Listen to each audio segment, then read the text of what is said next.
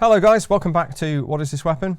I'm Jonathan as always, and this is the Colt Model 608 or Model 0808 Survival Rifle, as I'm sure a number of you guessed, depending on how devious we were with our social media guessing game. It is pretty rare. I'll tell you how rare near the end. One of a number of short variants of course, the classic AR-15, the stoner-derived Armalite design, but by this point it's no longer an Armalite, which I'll explain again in a moment. But let's just deal with the obvious. So this is a very short barrel, 10 inches, not extraordinarily short. Of course, we get the XM177 series with broadly a 10-inch barrel later on, so about 10 inches becomes an early standard for short Colt rifles, carbines, submachine guns, you might well say, since the XM177 was in fact designated a submachine gun.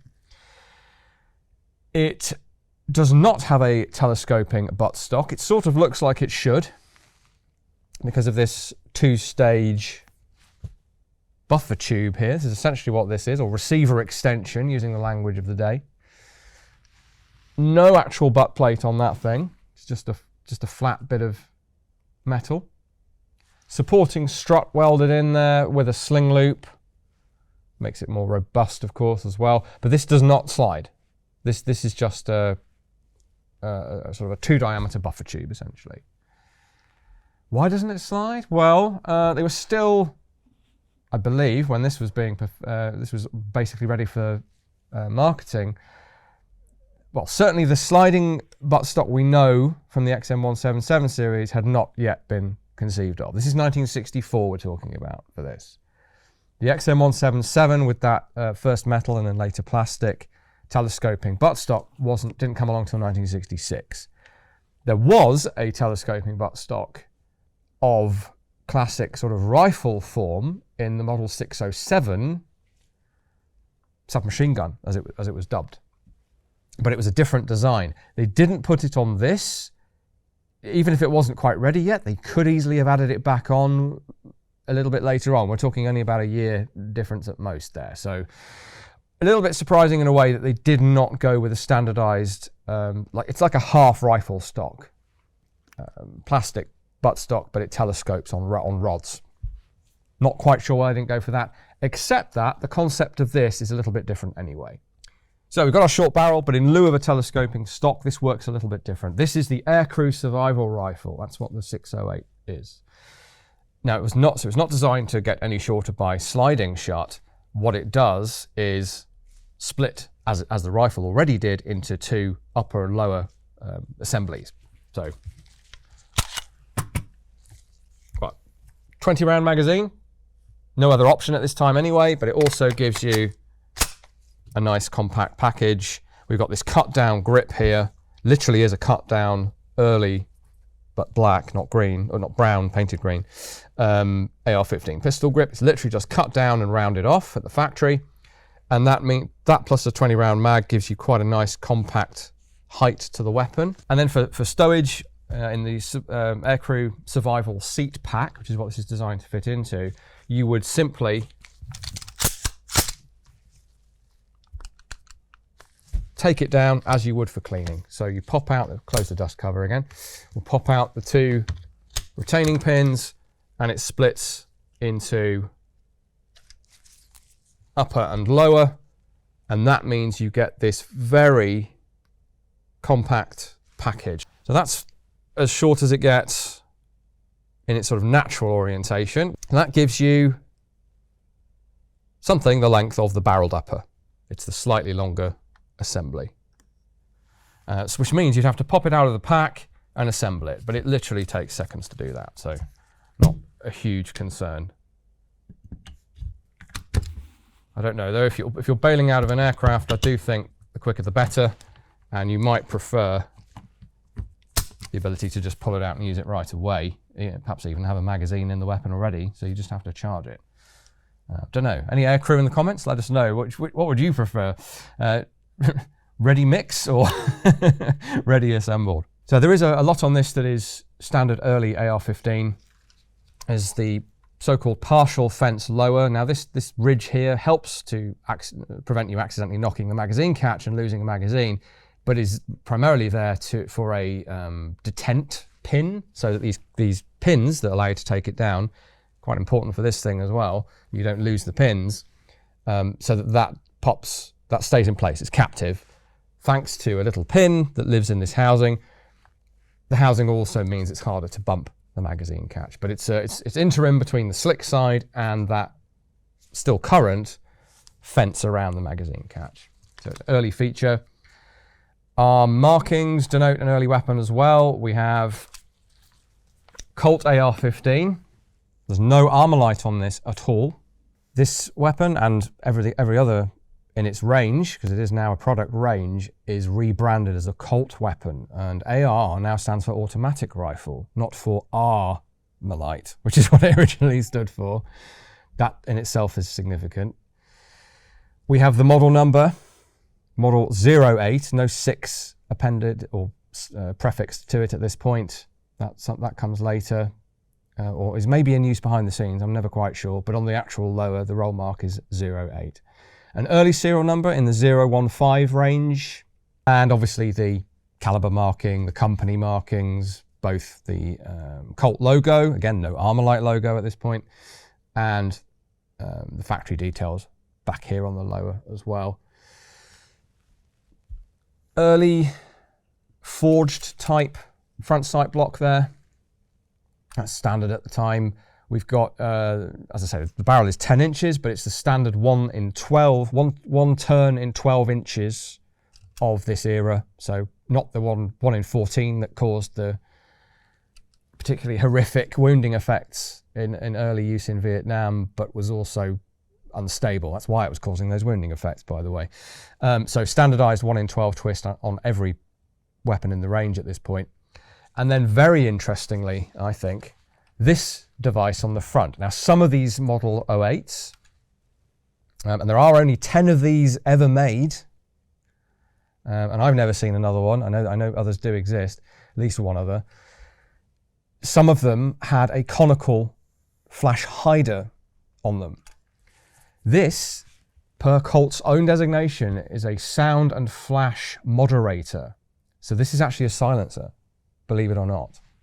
This is Colt saying this, not me. It's a very small, not massively effective silencer or sound suppressor. And like basically all sound suppressors, it also does moderate flash. So quite an interesting muzzle device. It's the predecessor of the one on the XM177 or the Colt Commando, which was not part of this product range in 1964. That was added in 1966, initially with a 10-inch barrel.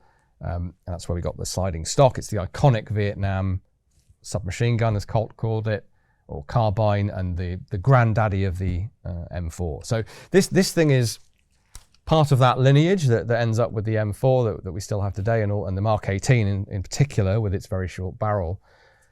But it's a weird very early side shoot into an aircrew survival rifle. Now, if I unthread this, we might be able to see what makes it a sound suppressor. And if we can't, I'll just tell you. So this tube is double walled. It has an inner and an outer wall with an air gap inside that is what's causing your suppression effect. And the inner tube is drilled with four rows of 7 holes. So it's ported internally, allowing your expanding muzzle gases to expand into a very small expansion chamber to reduce that pressure differential and make that sound report a bit quieter. Now, the significance for an aircrew survival weapon and that feature is that you're going to be less detectable if you have to use this to defend yourself. You'll be less detectable to the enemy's mates when you fire the thing. You've got, I don't know, a few miles head start, I guess, or they may not detect it as a firearm at all, depending how far away they are.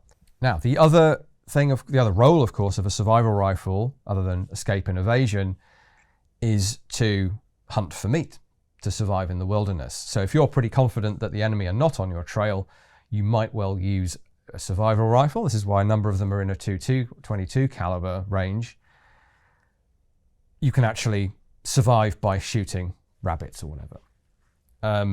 This is going to make potentially mincemeat of your rabbit, but nonetheless, you could use it in that way. And that not very good sound suppressor would help prevent detection. It's not a silencer. Nothing's a true silencer, as we know. But it was enough to reduce the enhanced report of the shortened barrel. This is without this is going to be louder than a 20-inch barrel AR-15. And the same logic applied to the XM177. I think the sound and flash moderator on that, I mean, it clearly is going to be more effective. It's got more volume. It's still not a true sound suppressor, though. These are both just taking the very edge off. So those are the basics. The handguard is this unique fiber and resin kind of laid up, laminated together, straight tube. So the retainer is standard, the standard round retainer of the day, but the handguard is completely proprietary. So at this point, let's just do a comparison. Here is a very contemporary Colt AR-15 rifle. So this is part of that, the CAR-15, Colt Automatic Rifle Model 15 range. This one's been serialized on the upper receiver, so it's a British service example. Anyway, it allows us to compare quite readily our, well, first of all, the overall length. So you can see the length of the buttstock is really identical to the original AR-15/M16/M16A1 butt length.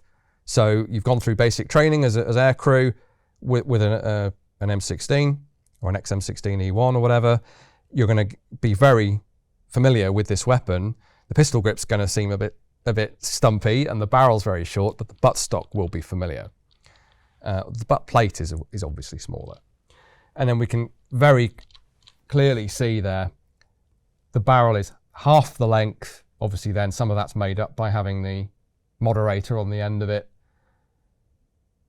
The handguard is obviously much shorter, but the actual gas system is shortened as well. So one of those early carbines where they're shortening the gas system. Now that makes it run faster and dirtier, which means it's less sort of sustainable in a firefight.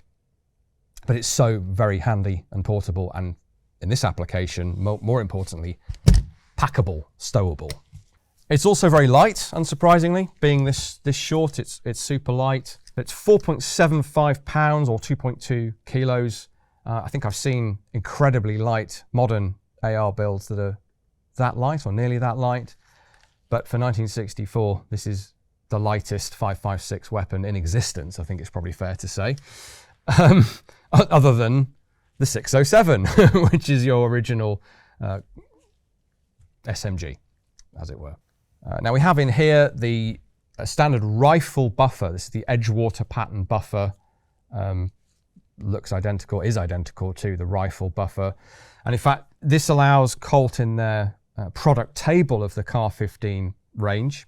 So this means that Colt can claim quite legitimately-ish in their product table that they had, showing how much commonality there was across the CAR-15 range, that the only difference with this is the barrel and the receiver extension, as it was then called, or the buffer tube. Clearly there's a bit more to it than that, since the receiver extension also includes your buttstock. You've got the shortened pistol grip, which isn't common to any of the others. This device is unique to this model. The handguard is unique. There's more to the barrel than just the barrel. There's the front sight block, the gas tube. Yeah, so a little bit disingenuous of them to claim you can swap two parts and you suddenly have a survival rifle. So this CAR-15 range that I'm talking about, the base model is still the AR-15 rifle.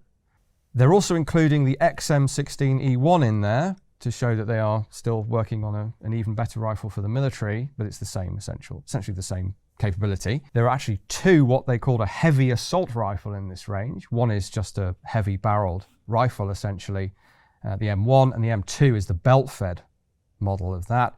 Neither of those saw any particular success. In fact, None of that initial CAR-15 range really did. The 607 saw limited use, I think, by US Special Forces before they specified some changes and it became the XM177. So that wasn't in itself a success. The heavy assault rifles weren't really. The AR-15, of course, remains as a rifle, but the XM16E1 becomes the M16A1. It's kind of the same product as Armalite we're offering. The other sort of, sadly, also not very successful product in the range was the 16-inch barrel 605 carbine, which we also have. Again, some purchases were made of that, but it wasn't kind of a success either. The success ended up being that XM177 experimental variant, which diversified into its own lineage of carbines, which brings us to the M4. And sadly, this thing, same story. So strictly speaking, no successes from that CAR-15 range other than the existing success that was the AR-15 rifle. And this thing was no exception. It was not adopted for use by the US Air Force or indeed anyone else. This was supposed to give you much increased firepower over a standard pistol, the 1911A1, as was in service at the time, which is what the aircrew had otherwise. There were other aircrew survival rifles conceived of, but this was not adopted. Now, surprisingly, this did not come straight to the Ministry of Defence Pattern Room, the collection that we received in 2005.